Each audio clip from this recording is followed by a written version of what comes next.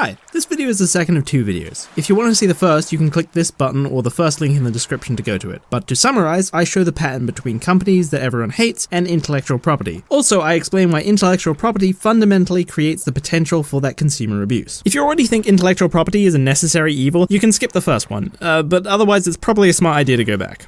This video is about how, despite this abuse, there are two main arguments used to justify it anyway. One says without IP there is an incentive for the creation of things that can be copied, and the other says that you have an ethical right to those things anyway, just like you would a car or a piece of jewelry. Thus, the general point of this video is to show how creators in a world without IP would still work and profit, and as we go along, I'll be pointing out the inconsistencies in the ethical argument. If you want to skip to that, go to this timestamp. But first, what you're probably here for is what's in the thumbnail. As part of proving my argument and putting my money where my mouth is, I've created Studio High C and the first chapter of Airlock Bound, my very first original webcomic. And everything from me, this channel, and this studio is now public domain and presumably will forever be. So you can take anything I make, re-upload it, edit it, or make money off of it in whatever way you see fit. You don't even need to credit me. I have no control of my own work after it's released anymore, whether it be streaming, YouTube, or anything that comes out of my studio. Now that comes with a couple of interesting grey legal area questions, with things like stream gameplay. Am I allowed to make the whole thing public domain, or is it just my face and voice that's public domain, and then the owner of whatever I'm streaming can still sue people if they use the footage, or they use my footage? I don't know. Or like, if I buy the license to an image or use it transformatively as part of a video, is the whole video public domain so long as no one cuts out that individual copyright infringement? I don't know, it may be that I'll just have to go to court in future to get some of this stuff sorted out, but we'll see. At the very least, I can't sue you. That's the best guarantee I can make. And of course, the projects that are totally safe, totally black and white public domain will be clearly marked. The comic, of course, is one of them. However, I will note that at some point in future I might make something copyleft instead of public domain, but that will be clearly marked as well. For those who don't know, copyleft is like public domain, anyone can do anything with it, but if you use it, whatever you make will be copyleft too. Again, that will be clearly marked, and everything of mine, default is public domain. So go check out my public domain webcomic. If you don't know, I'm the guy who did a couple of videos of critique-based fanfictions for Star Wars and Harry Potter, along with others, and achieved a pretty strong amount of success. Not sure how I'm gonna go with my own original characters and world building, might have some kinks to iron out, but you know, we'll see. And if you want me to continue writing, then you can support me on Patreon. Chapters won't start for 2 months while we finalize concept art for some characters and create a chapter buffer to keep our production line efficient, so if you want to wait till then, go for it, but if you support us now, I can raise the artist's pay straight away and also raise my own pay, because oh boy, I'm taking losses right now, baby. I don't know how many months I can do that for. I went back and forth on Patreon rewards, but for reasons I'll get into with the actual video, I decided against it because I wanted to prove that I can profit from the product itself, not from like thank you messages in the credits or anything else I could sell to backers. Because obviously current monetization models with intellectual property don't have to do that. For now, I'm just going to work with the product itself. That said, in future, I might start releasing the transparent line art behind a stretch goal. Again, to the reason why it's an exception in the video, but for the first chapter, I'm going to release all the transparent line art for free right now. So if you want to, for instance, do the whole motion manga thing you can find on YouTube, but for this comic, I just made it incredibly easy for you to render individual parts and give it that motion. And best part is, unlike motion manga, this is public domain. I can't DMCA you and you can make full profits. You don't even need to credit me, but hey, if you like the sound of that arrangement, maybe direct your viewers to my Patreon anyway, because I won't be able to make future chapters for you unless I'm making money too. Also, if you want to see me take on a bunch of other projects, including a horror genre roguelike inspired by Binding of Isaac, and a public domain code and assets that can be made to work as a Minecraft mod, designed to integrate block building, exploration, mechanics, and PvP into each other so they work dynamically, those are stretch goals you can fund too. But I'll be advertising them more in future. Also, I'm streaming fairly regularly now, so come check me out. I'm doing Pirates of the West charity live streams for the Animated Dormitories project again, and I'm trying to make it a regular thing. I know I should have done it in 2019, and I was too late with this video to do it in 2020 as well, so a lot happened, and the research for these videos and the story planning for the webcomic took so damn long. But I'm back now, and I'm not going to stop doing charity live streams until I've restored my reputation as captain of the Pirates of the West, so keep an eye out for me. But yeah, point is, I like designing stories and games, and I also don't think we need intellectual property, so I made a webcomic to prove it. Click the link in the description, read it, share it, re-upload it, make money off of it. It's all public domain. I wrote with the Kraken's ink, and now I forsake my creations to the sea itself, because not only do I think we don't need intellectual property, not only do I think creators will still be able to profit, and not only do I think it will prevent abuse like we talked about in the last video, I'm going to convince you why zero IP also creates a world where popular games like Breath of the Wild never stop getting new content and get refined every year, where popular media you love is always being refined and improved, where studios, artists, and animators can more easily get jobs or make names for themselves, trials. It's a world where medical science is led by companies with reputations for creating cures and treatments as fast and as effectively as possible. And above all, a world where accessing all of this is easy, convenient, and where it's not cheap, it's free. And that sounds crazy. So let's get started. So profiting without IP, there's actually a number of different ways, but I do want to stress that these are only theories to cover most products that most people want. The bottom line is this: getting rid of IP doesn't mean people no longer want $100 million Marvel movies or any other IP-reliant thing that's proved popular. This means there's still money to be made, and it's just a question of how to monetize it. This is the same for basically any question you can ask about zero IP, and I really only think it's a matter of time for any edge case. Half the goal of this video is to show you how flexible this is. If people want it, people who want money are going to keep looking for ways to provide it. I mean, we worked out how to monetize court proceedings, and when we started running out of oil we could pump up and the price went up, we started getting out of sand? Say what you want about people who want money, but they are relentless. That said, I think the monetization method for what IP protects that makes the most sense is actually the simplest. As a creator, your profits will come from production rather than distribution, which isn't special or complicated. All we're doing is changing the point of purchase from before seeing to before release. In fact, we already do this. For example, this already happens on a small scale with art commissions. If I pay an artist for work, they set the price at a point above where it's worth their time for the price, but below the point I choose another artist. And while art is copyrighted, this monetization method is totally irrelevant to copyright. The copyright doesn't belong to the artist, it belongs to the one who paid to produce it, but the artist still profited anyway. And I, as the commissioner, can't steal the art I want with the lack of copyright because the art I want doesn't exist yet. That's why I'm paying for production. So if people want $100 million Marvel movies, why couldn't they just pay before it's produced or even released rather than paying before they watch it through a theater or streaming service? Keep in mind, without licensing fees, actually seeing it in theaters or streaming it after it's produced would cost like nothing, and if you legally pirate, that's a sentence, it's free. But I digress. It's not just small scale. This model works on big scale and effectively already happens with crowdfunding such as Kickstarter, Indiegogo, and monthly payment schemes like Patreon. The only difference in how it would work is that the goal would be increased from what is needed to make it to include the profit margin that the creators are willing to make it for. And it's not unreasonable to think consumers would pay this. Like, okay, the budget for Avengers Endgame was $356 million. The second highest crowdsourced was a video game called Star Citizen at $300 million. If crowdsourcing can reach that when it's not even the main or even a prominent way we create or pay for media right now, imagine the heights it could reach in a world where the popularity of media has exploded because actually accessing media is convenient and costs near nothing, if not nothing, and where, and this is the big one, everyone is engaged in crowdsourcing because it's the biggest, perhaps only deciding factor of how much and what kinds of new media there will be to access in future.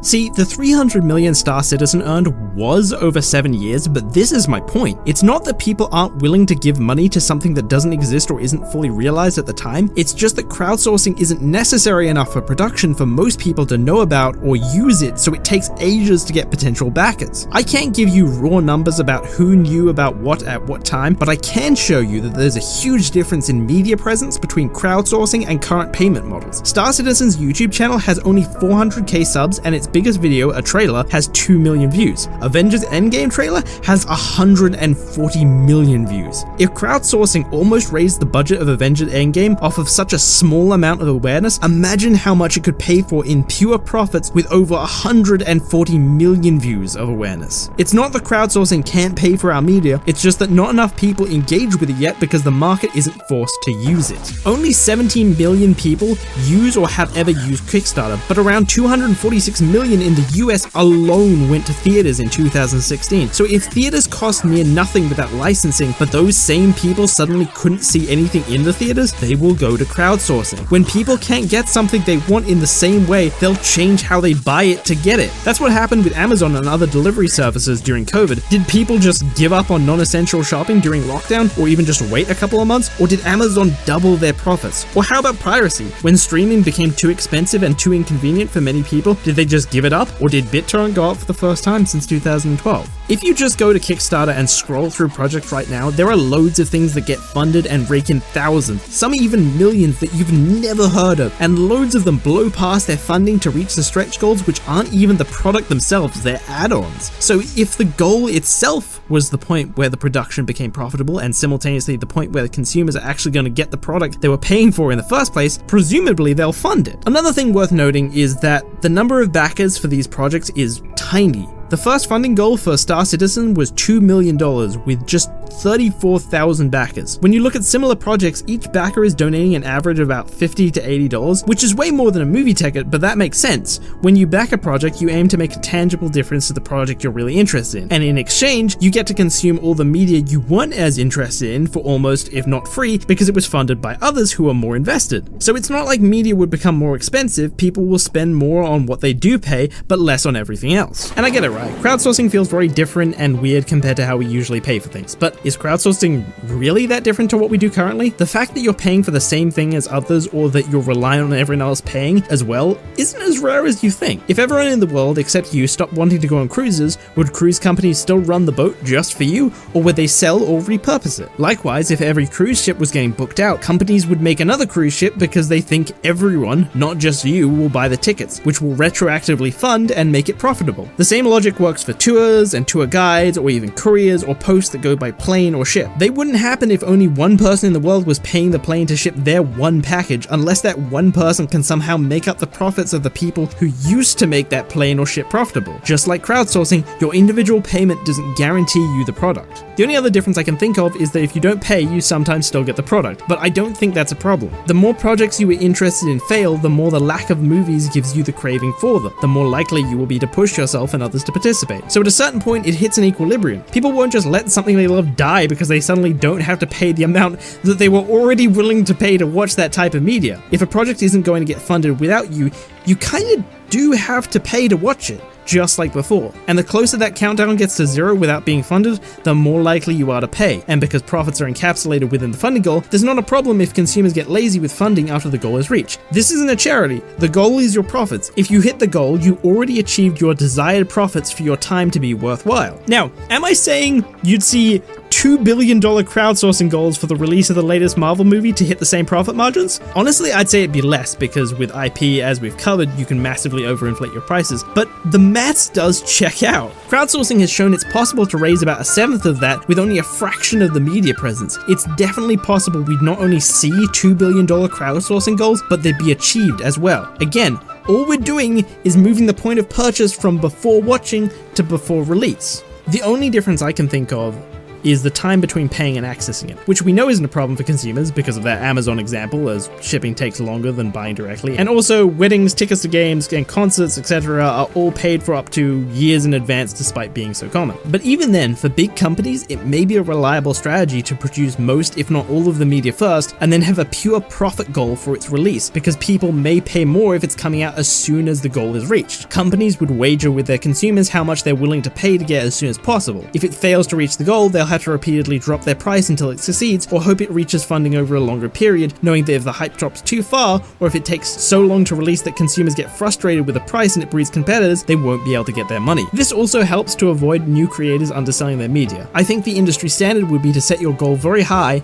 and base your release point, or whether or not you produce it at all, based on what you get. If it's worth it, you can tap out early. And of course, all of this applies to patents, applications, technology, and medical science as well. If the ALS Ice Bucket Challenge can raise $150 million when it was just a charity with a marketing gimmick, I think you'd see companies investing a decent chunk into advertising to bring people into objective-based funding, like find a new method for this, or create a cheaper this, and assemble crack teams of scientists and engineers in an attempt to build reputation to better advertise and fund bigger, more marketable projects like find a cure for this. Applications like video editors would advertise features they could release or develop, and we might even just see monthly payment models to pay research teams. You can't tell me people with diabetes wouldn't take the money saved from non-price gouged insulin and push it into a research team that can sell itself to them as the most likely to find a cure, which I think is particularly great because those teams then now have a monetary incentive to keep them updated on their progress and how they're spending their time and money. There's a level of peace of mind you don't get from drug companies like Atlantis,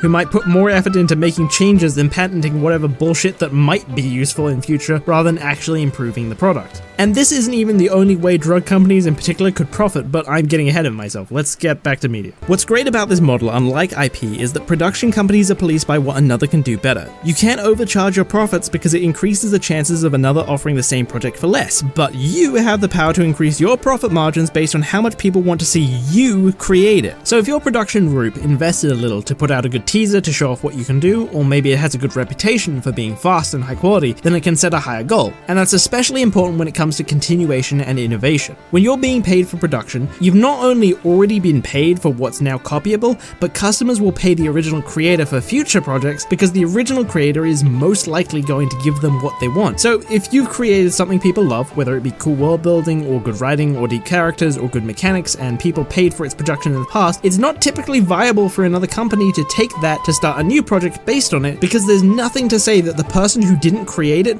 will do as well as the original. It's 1977, it's a zero IP world, Star Wars has just been released, it's a big hit, and a bunch of other competitors are asking for money to create a sequel. But then George comes along after getting a feel for the success and sets an appropriate goal for a sequel. Who are consumers paying? Of course, they're paying George. And they wouldn't just be paying him because they want to support the original creator. They'd be paying him because he's most likely to produce a sequel just like the movie he just made. Arguably, you wouldn't even get competitors this early because of that. The only instance where you could make money piggybacking off someone else like this is if you produce something that sold the merits of your production team and what they create rather than the original creator. That, or the creator started to fail at producing what customers wanted or massively overcharged. I mean, without IP, do you really think people would be like, oh, George R.R. Martin set up the goal to release his final book after 10 years, but nah, I don't care, all the imitations have satisfied me. Of course not. That's why black market fanfiction of planned sequels are hard to find, even though writing costs nothing to make, and you can actually make profits off of fanfiction if you're below the radar. I'm really sorry to the people I had to show on screen to make that point. You may now be on the radar. What I'm saying is that there's no demand. The Google search terms for sequels to Song of Ice and Fire books are non-existent, although there are one or two with a small amount of views, but it's tiny compared to when people actually search for fanfiction, because they are searching for something the author won't do, not what they plan to. This is why I think even if you screwed up your marketing or you have something that's popularity could only be realized after it's released, it's not a big deal. Most projects can to some extent be continued to be developed by the original creator, whether it be sequels for movies or books or patches for games to add new content or improve designs. Hell, you could even improve a book or movie after its release, but we'll talk about that in a second, and why zero IP is so good for that. Even beyond that, there's a demand to see what a successful creator does next, even if it's not based off a previous production. Just look at the hype around Kojima, even when he's not making Metal Gear. I mean, his name and others are frequently used in marketing for a reason. And even then, this is all hardly a negative to begin with. It's more like an incomparable. Because when you're paid by production rather than distribution, you get paid up front, which isn't just a bonus in itself, it also means you get paid for the next project up front too. So if your first project blows past expectations, you get paid based on that immediately from the second project. And keep in mind, you're paid based on the value of the first project even if the second project isn't as good. So while you may be underpaid for the first project, chances are you'll be overpaid for the second project or at some other point down the line. When everyone's profiting by production, you do as a creator get rewarded for your hard work. Even if what consumers liked is a tiny part of what you release and the rest of it is terrible, it opens up opportunities for you to be hired to do exactly what you were good at and advertised as such to boost faith in production. The interesting thing about upfront payment models is it completely changes how creators will sell and how people will buy, and I don't think people account for that. There's a reason why big upfront purchases like cars and jewelries have warranties and amazing customer service. When creators are forced onto risky upfront payment models, consumers being able to trust them becomes a huge factor to ensure that their money isn't wasted. Often with our current model, the IP is vastly more important than who's making it, and that gets abused. So while you might think that no one cares about the director or writer or even costume designer, without IP, consumers will start paying way more attention to who's producing because they can waste money on unreliable upfront payments.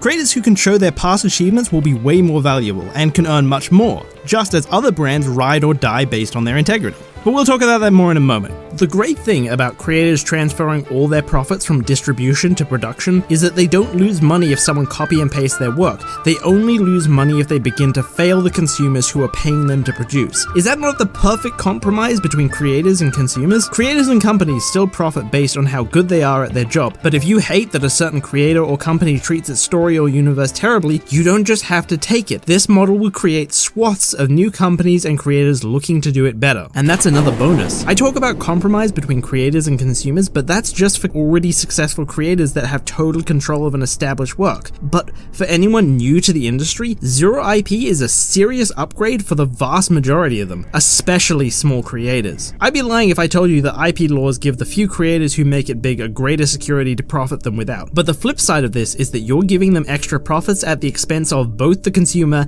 and all the creators who haven't made it big yet. Much like how YouTubers make names for themselves by piggybacking on other content to build their audience with fair use content, think about the opportunities Zero IP would create for artists, filmmakers, and programmers to make money and build a following. Fans of works who know the community well could ask for profits for small jobs to improve bigger existing works. Fans don't like the Colossal Titan being CGI in Attack on Titan? Oh, pay me, I'll replace it frame by frame. My favorite adaptation had a fight scene I was looking forward to, terribly animated. A smaller team or even just an individual would show a sample of what it would look like and replace it for a profit goal. Games like Breath of the Wild would have new content every year based on what creators could sell you on, and if there's still demand for the convenience of a console, Nintendo can still make profits by making a sequel and incorporate all of the new content themselves. Since those small creators have already profited on production, they haven't lost anything, and a sequel will just drive more people to funding their future projects. Imagine a world where animators, artists, audio engineers, songwriters, and programmers could make bank redoing small parts of existing works. Better animation, better fight scenes, better backgrounds, better audio, better soundtracks. You could even rehire certain actors to do certain scenes, and successful improvements just become part of the most popular version of the work that gets shared. And because of that, when you prove yourself on a small scale, you're way more likely to be picked up by a big production team for more money because they can advertise you and your work for greater profits. After all, many backers have probably seen your work before, even if you're small. Like, oh shit, it's the guy/team who did that. They just need it to be pointed out to them by the company. This is the great thing about having consumers way more involved in production. There's way more leverage for artists. When the first season of One Punch Man came out and it became famous for its animation, imagine what consumers would have paid to get that team of animators back together for season 2. Imagine how far studios would have gone to not only get those animators on their funding page, but advertise why you want those animators as well. Instead, you got this, and the animators and director moved on to different projects with less demand because they weren't getting paid extra, nor was any attempt made to sign them on as early as possible. Why? Because the production committee, the rights holders and investors that chose a new studio and was responsible for their budget and deadlines, knew that people would watch One Punch Man Season 2 regardless because it was called One Punch Man Season 2 and they were the only ones allowed to make One Punch Man Season 2. This isn't even the first time that's happened. And that's not all. There are small artists out there even willing to do incredible things like animating sections of Harry Potter audiobooks. Right, you've got a wonky sort of cross, he said, consulting, unfogging the future. That means you're going to have trials and suffering. Sorry about that. But there's a thing that could be the sun. Hang on, that means great happiness. So you're going to suffer, but be very happy. You need your inner eye testing if you ask me, said Ron. Now imagine if they were allowed to get paid for it. Do you want an animated Harry Potter adaptation? Hell, do you want multiple? Do you have a favorite franchise that just stopped getting produced or never reached its full potential? Abolishing intellectual property is the most efficient and reliable way to get it, and it gives tons of small creators and teams a chance to profit and grow that they did not have before. A lot of people talk about small creators not being able to make money without IP, but fail to take into account that not only would they still profit, not only would the lack of IP overall create a huge amount of new jobs and opportunities for more artists that didn't have before, and arguably raise the potential amount paid to them, but also, with only one notable exception, IP is useless to small creators anyway. One of the greatest flaws of the ethical argument for IP is that it doesn't apply equally. I mean, even just for what it's currently designed to protect, IP doesn't apply equally. As a small creator, if someone uses your copyright, the law doesn't magically evaporate them. You can't call the police on them. You have to sue them. And you can't sue someone as a small artist. That requires money. Potentially more money than the lawsuit is even worth. The only time it works is when it prevents big companies doing big infringements on things like adaptations of small artist work, because then the payout is big enough and reliable enough for lawyers to take on a percentage of the payout. But for smaller instances like t-shirt printing businesses or even just art re-uploading on the internet, copyright doesn't do shit. Even if a company caves under media pressure, you don't get any money back from their profits and the site just goes back up later anyway. Meanwhile, big companies like Disney are constantly suing merchandise companies and has the weight to pressure social media and platforms like YouTube to do something or get money from copyright infringers, even when it's fair use. In the past, I have had big videos like Wipe It Like It's Hot, where I go into the fucking bathroom and play... Look, I'm playing Drop It Like It's Hot on a paper towel dispenser. Guess who fucking claimed that? Music industries, motherfucker. This is why artists still use watermarks. That's why they get money up front on commissions or send you low-res versions before finalizing payment. Because if you steal their art, they can't do anything. Copyright be damned. I mean, I've talked to some of these artists for videos about times the stuff got stolen for t-shirt stores that try to like sponsor me and stuff. Only one even did DMCA claims, and that was because she ran a business. Because it's not only a full-time job in itself to do DMCA claims, it doesn't even work half the time, because the DMCA's target the web host rather than the website, so it only works if the host is within a country that has DMCA laws. And there are specifically web host services that advertise themselves as being offshore and ignoring DMCAs, which you'll notice giant companies and only giant companies actually have the ability to pull down. Even on big, well-known sites like YouTube, there are too many DMCAs, so they have to create systems for users to handle it themselves, which if you keep going back and forth, still end up in the threat of a court battle, which only one of these two players can afford. The vast majority of small creators already function like they don't have IP, it's just that everyone else does, so they don't get any of the benefits I talked about, like being able to build off of the works of big companies. I mean, fan art is literally illegal because of copyright, and you get nothing in return for that sacrifice. But despite the lack of copyright enforcement to protect small creators, on places like Twitter, small artists still thrive. They still make money despite the blatant copyright infringement that exists everywhere. Many even upload high-res images without watermark. How is that? It'd be because they're profiting from one or more of commissions, jobs behind the scenes, or from a Patreon or Ko-fi, otherwise known as they're paid for production.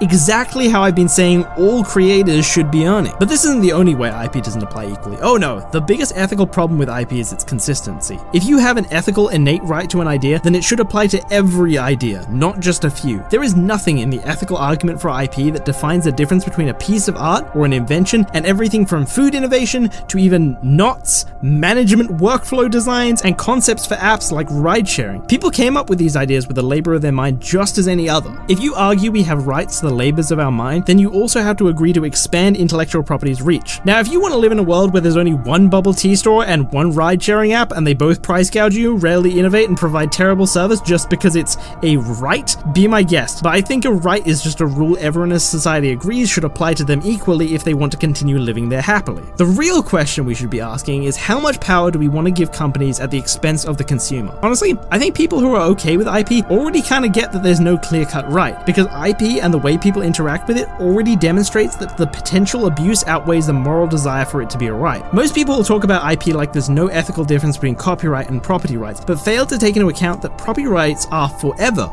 If you own a car or a house or even a mug, it's yours for life, and when you die, it's passed on to someone of your choosing. But you would seldom find someone who thinks Disney's extension of the time limit on copyright is okay, nor would you find someone who thinks insulin or any other life-saving drug should stay with one company for even 20 years as it is currently, let alone forever. People already believe that their desire to have rights over their own ideas can be outweighed by the abuse they would have to live under should everyone else have those same rights. Almost no one believes in an innate right to an idea, they just believe it's a necessary evil to have some power over an idea. So I don't know, I think a right isn't as much an innate or God-given, it's a social contract. It's what we can agree to guarantee to each other. So whether or not IP is a right is more about if we can get people to agree to give it up for what they were getting out of that in return, rather than something untouchable or unmalleable. Anyway, we're getting philosophical now, let's get back to practical. Back to the small artists who don't really use copyright. There are two good questions. One, even if small artists are only protected from big companies with big infringement cases, isn't that enough justification for its existence? And two, how are small artists still able to make a name for themselves when their work can just be re-uploaded? And this plays into another fallacy about IP. The lack of IP doesn't mean the loss of ethics. Take for instance the Sony PS4 winter lineup music video. Sony puts out a trailer to advertise their game. This video has segments of original animation, except it's not original. All of the movements was plagiarized from everything from small independent animators to big companies. Copying animation to this level isn't protected by copyright, which you can tell because no one ever got sued for it despite copying from even big companies. But Sony took down the video and the guy lost his job. What I mean by bringing this up is just because it's legal to steal media doesn't mean that people are suddenly okay with stealing media. In fact, while I don't have numbers for these specific artists, there are loads of examples of Twitter exposing art thieves that get tons of retweets and give the original creators a boost. There's even a rare couple of YouTube examples with some victims having way more subs now than they did back then. Anyway, the point of the animation tracing example was that even when copyright isn't a factor, consumers still care about copying and plagiarism. And that's great because it means there's demand for ethics in media. And that effect is amplified by the total removal of copyright. Here's why. The great thing about not having IP, if someone copies something and consumers deem it to be an unethical copy, there's no reason to support them. Whereas before, with IP, consumers had to choose between their morals and getting to watch their favorite property. Without IP, a company with better ethics can replicate the same product to fulfill the demand. So if a company or creator is known for plagiarism or has a project they're currently trying to get funding for that blatantly plagiarizes, another company can offer the exact same same project, but promise to pay a percentage to the victim of plagiarism. Assuming the new company was good enough to replicate the same product, they would still be making money they wouldn't be otherwise, so why wouldn't they so long as there's demand? I bet it would become an industry standard for adaptions to advertise how much is going back to the original creator in order to compete with other adaptions. And this extends to other ways creators can still profit, which we'll talk about now. So although profits at production is the main way and most guaranteed way to earn without IP, there are others. Firstly, you can still make money at distribution. After media is produced, you still need to watch it or play it. So movie theaters and online services still exist to compile, stream, project, and run the service to hold all the media. They'll all compete with each other and get paid through advertisements or small monthly fees. It's just like streaming now, except they have free access to the same stuff and carry high demand, if not all the stuff, and they have to compete on literally anything else. Firstly, it's quite possible big media companies like Disney have the money for their own services. Their content is still going to get uploaded to every other service, but if they can match them on distribution, they can still make profits. But could small creators profit from these giant distribution companies? Sure. Again, the lack of IP doesn't mean the loss of ethics. Do companies care about ethics? No. But many consumers do, and so that is a demand for companies to fulfill for profit. Just like how you see some big art sharing accounts always credit, you'd absolutely see some distribution companies popping up with higher monthly fees for the same content so that they can work with creators to get some of the profits to them depending on the views they bring in. I was going to use businesses donating to charity as an example of this, but I'm pretty sure they do that because it's a tax exemption.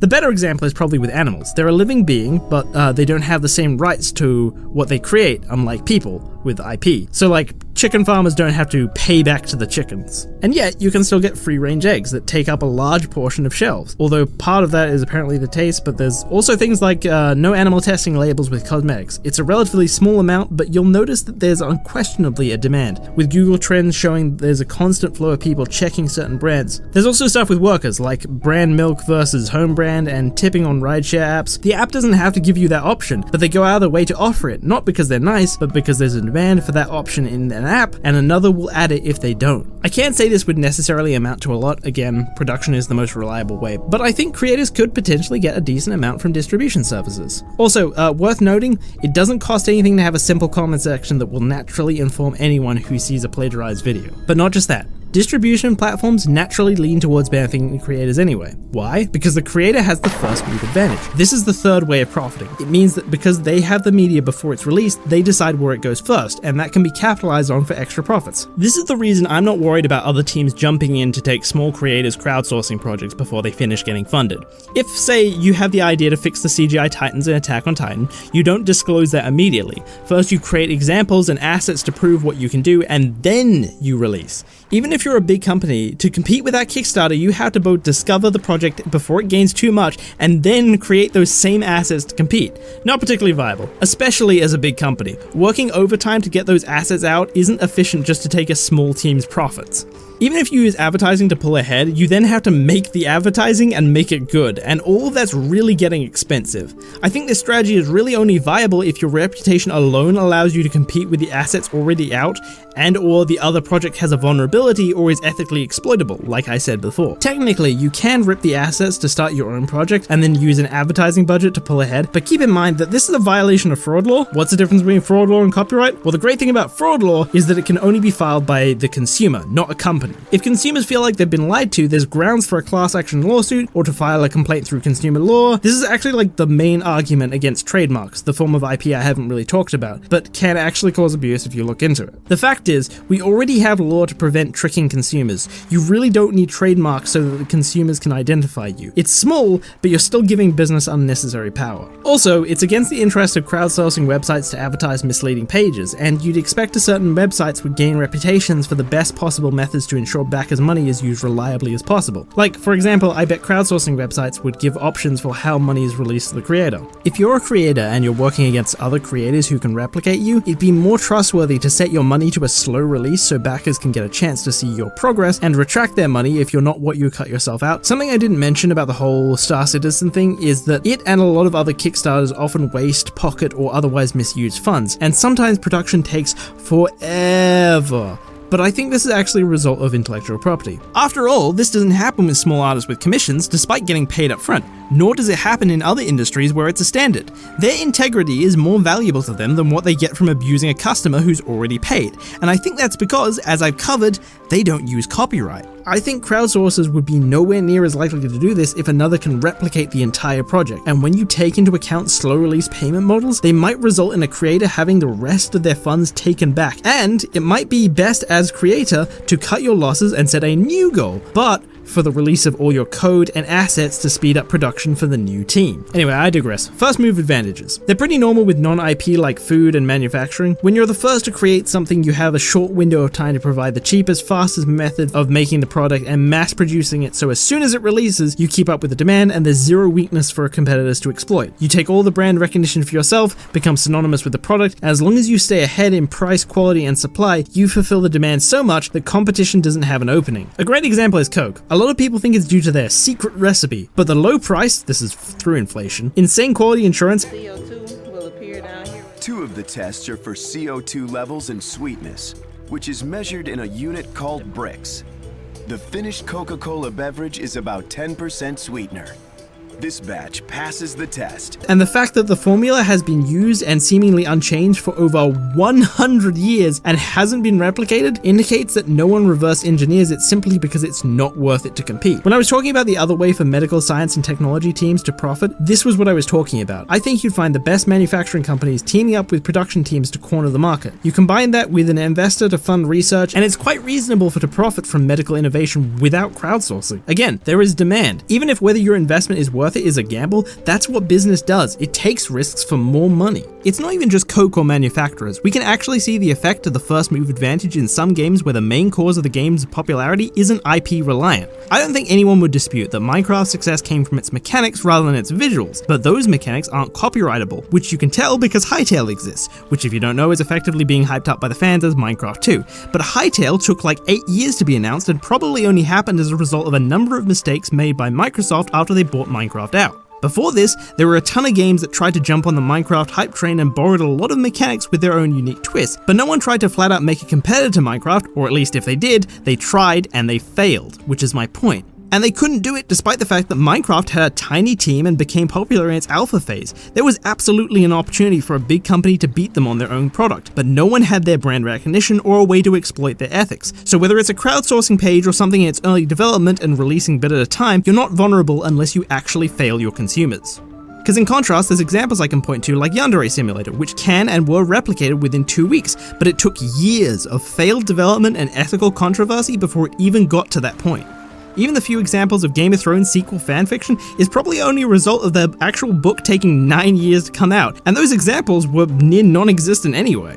By the way, gonna mention this because it tripped me up too. Coke formula is technically a form of IP, however a trade secret only protects something like the Coke formula from anyone who can be proven to have received the secret recipe from the company or an employee breaking contract. It doesn't prevent reverse engineering, so while it's IP, it's really not the ban on replication that I said creates the abuse in the previous video, which you can tell because trade secrets are allowed to exist for like literally forever. Anyway, back to creators making money on distribution platforms via first move advantage. Think about how on YouTube, generally speaking, someone who re-uploads your video does not get anywhere near the number of views unless they change the thumbnail and title to something more clickable or otherwise change the marketing, as is the case with all 3 examples of successful plagiarism on YouTube you can really find. Not that successful, they all caved and deleted anyway because of the whole ethics thing from before, but still. There's more examples if you change the language of the video, but I'm not going to count those because it's like a completely separate audience. When you plagiarize to the same audience with the same marketing, there's no good examples. I've actually seen a couple of attempts myself because of the YouTube Studio, but you never encounter them without. See, there's so few successful plagiarism on YouTube because when the first video is uploaded, more people are guaranteed to have clicked on and watched that video than when the second video is uploaded. Therefore, those same people won't click on it again or watch it for as long. So according to the algorithm, the second similar video is a bad video and doesn't get promoted. If you assume that most video services will lean towards user-uploaded content to keep up with the sheer amount of content that's now copyright-free and use a monetary incentive to upload like YouTube, creators will be rewarded anyway, just like YouTubers. I mean, all my videos are now public domain, but just you watch, I will always have the most views. Or if you assume specific niche video services want to be the first place people can go to see content from that specific niche, then distributors have a direct incentive to interact with and reward the original creative to get that first move advantage. Also, if a project is an adaptation of something plagiarized and is already out and earning money through distribution, nothing stops the victim of plagiarism also uploading the same thing and being like, watch their project through me to support the original creator, and hopefully using that ethical boost to compete in the algorithm by using external clicks on social media. So that's a pretty hilarious idea. Even for things incredibly easy to rip, like videos and live streams, getting creators on your side just to tell their audience where exactly their product is coming out first is very enticing in an advertising sense. It's not going to be much money as compared to exclusive, but it's something, and as I say, most of your profits come from production anyway. That said, for things like movies that come out in theaters and video games, they're a lot harder to simply copy and re-upload on your own distribution platform, so it might be possible that you're waiting a couple of months for it to properly come out elsewhere, and What's the matter, Unique? Tell them they won't get exclusive licenses if you polish IP. Go on, tell them! Okay, so yes, it's possible movies will do exclusive deals with single theaters, and games will be loaded with code to prevent copying and do exclusive deals with single game stores to try and control their media for as long as possible. But okay, one, if you're getting paid purely through distribution, you're taking an insane risk with copyright gone. If you get leaked or hacked or anything before release, you can't DMCA anymore, and your released work can go through any legal channel of distribution without threat of infringement. You have no control over what gets leaked, and you could lose all your potential profits from years of work. This isn't a risk with production model because you get paid up front, and just like with small artists, you don't betray your customers paying up front because you want to secure the highest funds possible for the upfront payment on the next project, which is highly dependent on your integrity because it is an upfront payment. Even if you're producing most or all of a product and then doing a crowdfund for its release, it's still nowhere near as risky as having to send out a file for a movie to thousands of your theaters globally and hoping not a single one of them breaks ranks for multiple weeks and months. And the same to video games, where each customer is a potential cracker. If you're crowdfunding for a release point, you can wait till the money has been locked in before you finish or record the last small but crucial scenes, or you can store parts of the project in different places with different people so that you have contingencies if something is leaked and you don't lose all your leverage in one go. But if you profit from distribution, you're forced to have the whole project completed and ready before you even make a single cent. It's a huge risk, and that's not all, because number two, in spite of any DRM, while it may be hard for another company to replicate them, it's not literally illegal, which means all the difference because now supply and demand actually works. Try as hard as you can with as much money as you want to control your media, but the more you try to charge customers and the more they want what they have to go to you to get, the more demand and money is to be made in cracking it, emulating it, or recording it on a camera in high enough quality, or whatever method they find next to make it watchable. With piracy now legal, there's a genuine business to be made in cracking and recording jobs, and it's hard to tell what will be invented in future to meet that demand as fast as possible. It actually works out to be a nice equilibrium. Small indie games might be able to get a small profit for a long time until they get big enough to deserve a crack, just like how you're more likely to have to pay for an OnlyFans account while they're small because they haven't been illegally re-uploaded, as porn sites are less policed for copyright. I swear I learned this factoid in research phase. Meanwhile, bigger games have a shorter window before they get cracked because there's more demand for them to be cracked, but they have a much larger concentration of people willing to buy it day one. This is what I meant by indefinite abuse in the previous video. Without IP, there's a pretty definite period before something is replicated that limits the amount of abuse. The less you charge, the longer you'll be able to profit from it because there's less demand for people to crack it. But the more you charge, the more demand there is for a crack, and it'll attract more and higher profile crackers using the same production-based profit method. It's also worth knowing this strategy is a risk if you're making money from production model as well. If you don't promise to release your game or movie without exclusivity, you're at the whim of a company that will make the same movie or game as you, but with that promise included. We might only rarely see this strategy just because of that. I could see some games or movies promise to release without exclusivity as a profit stretch goal. At a certain point, they're not going to have control of their product anyway. You might as well sell their option while you can guarantee profit for it, rather than risking how quickly it could get cracked, leaked, or cam recorded. Hell, I mean, like, what if games promise to go open source as a stretch goal? What if production companies just released all of their assets clean as a stretch goal? They make money, and it would do wonders for what happens with the product in future, and it adds to a huge number of resources new creators could use to make production cheaper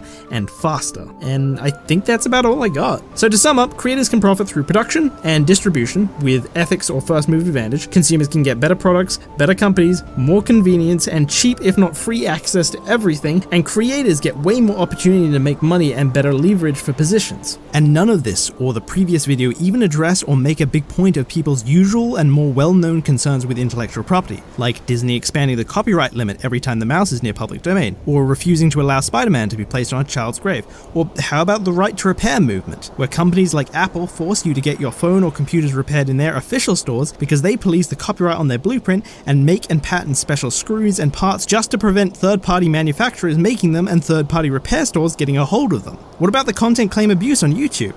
All of these problems would of course simply just disappear without intellectual property. To tell the truth though, I don't even think I need to make a big deal of these. My job here was to give you the framework to understand the problem, and then the solution. Do you know what is meant when people say high seas? It means international waters, the area outside of any country's law. If you didn't get the point of the name, it's the area where intellectual property doesn't exist. And to me, that's symbolic. See, even if I didn't convince you here, I firmly believe these videos will stick in your mind. And every time you see something trashy from these companies, you're going to understand why. And step by step, you're going to be drawn to me. First a toe, then a foot, and one by one you'll get your feet wet until you're knee-deep into the shallows and the sirens begin to call you back to the rock you call safety.